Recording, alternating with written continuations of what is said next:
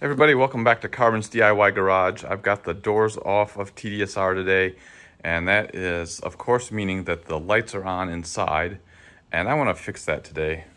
The only way I've got to fix it right now is using these expensive springs that you push over the door jamb switch, and more often than not, they don't stay, and they just keep coming off.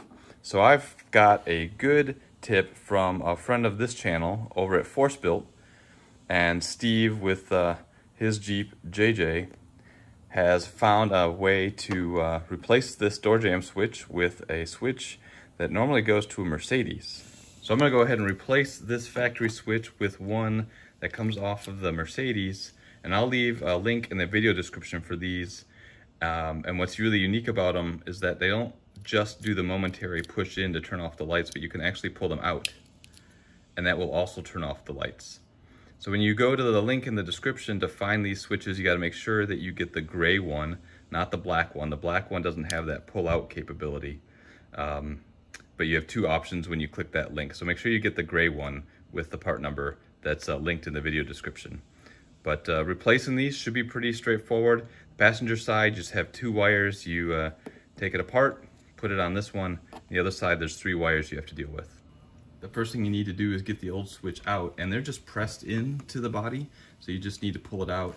You can reach up from underneath and push it out, or just use a screwdriver and just help, and it'll pop right out. And then you can just gently pull it out, and you can see there's the switch right here, the wire connector, and then the wiring. You've got a yellow and a yellow-black wire that's coming from the Jeep. Disconnecting the harness is just pulling them apart, or you can use, again, that screwdriver to just give you a little bit of leverage, and you can get it right out like that.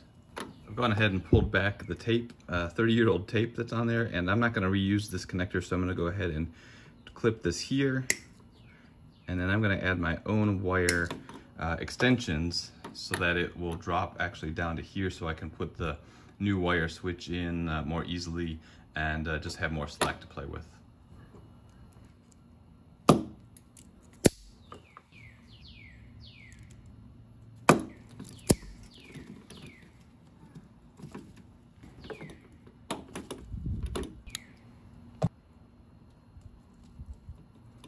So I'm using black wire with this yellow and black wire, so that way I know when I get to the other side, I need to keep the black and yellow wires on separate terminals of that switch.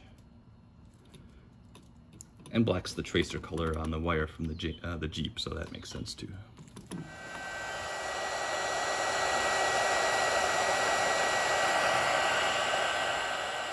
Pulled my wires through the hole, pull them down here. There should be plenty of length of wire, so I'll go ahead and trim these here and put my spade terminals on the switch. So you need the female side of the terminal pair, so not the spade, actually you need the female side, whatever that's called. You need 4 of them, 2 for each side, to go onto your switch. Alright, so as I mentioned before, here's the switch. It's got the 2 spade terminals, and it doesn't matter which wire goes onto which spade.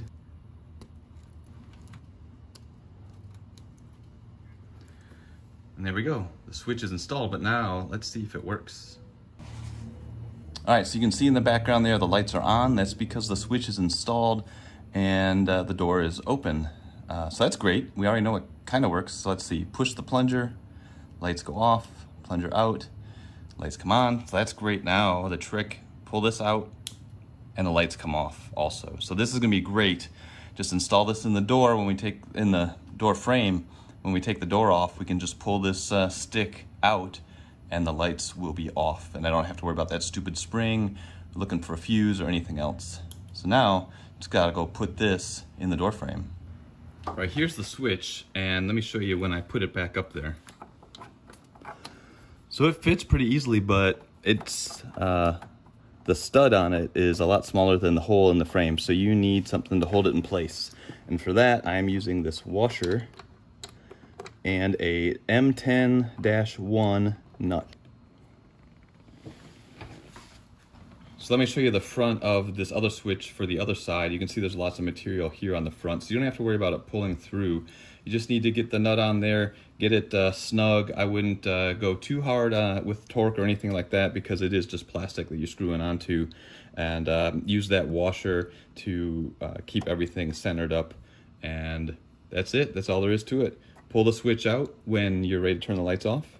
You can push the switch in, turn the lights back on, or if you leave it out and you shut the door, it'll automatically reset it for you. So it's a great switch, easy to install. I'm gonna go do it on the other side. It's gonna be exactly the same process with one minor change, and that has to deal with the wiring. So I'll go show you that. So guys, I'm not gonna lie to you, the driver's side is a little bit more awkward going up from the bottom. There's more stuff over here than there is on the passenger side. So I cheated and took this panel off, and of course you can do that too. Normally there's a speaker right here, but for some reason previous owner did not install the speaker, and I haven't gotten around to installing it myself. Here's the wiring for it. Since I don't know why there's no speaker, I'm kind of nervous about adding anything, but another story for another day.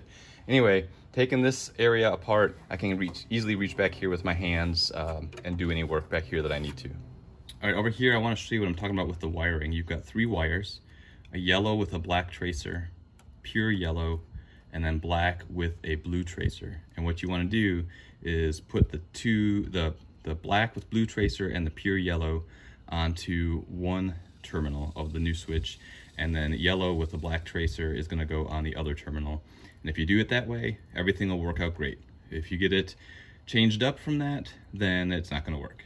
Got the Jeep harness wires connected to my little extension wires. I've got the black, blue, and the yellow wires connected together going to the yellow extension, and I've got the yellow black wire connected to the black wire extension wire. So now I just have to go connect it up to the switch. All right, switch is installed, and let's give it a try. Push it in, lights go off, pull it out, lights go off, exactly like what we want. So both switches are installed, we're in good shape.